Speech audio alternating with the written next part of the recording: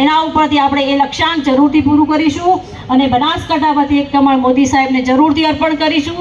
અને છેલ્લે આ ચૈત્રી નવરાત્રિમાં, અંબાની ચૈત્રી નવરાત્રિની આઠમના શુભ દિવસે આપ સૌને શુભકામનાઓ પાઠવું છું અને મા અંબા અને નળેશ્વરી માતાને પ્રાર્થના કરું છું કે આપ સૌનું કલ્યાણ કરે।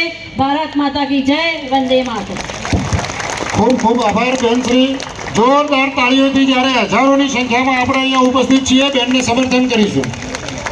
હવે આપણે મુખ્યમંત્રી સાહેબને સાંભળીએ એની પહેલાં કેબિનેટ મંત્રી શ્રી ગુજરાત સરકાર બળવંતસિંહજી રાજપૂત સાહેબને સાંભળશું।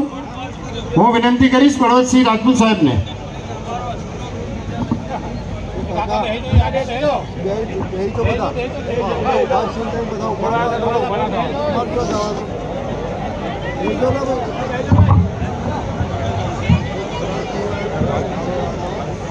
આજના સમારંભમાં ઉપસ્થિત આપણા પડોશના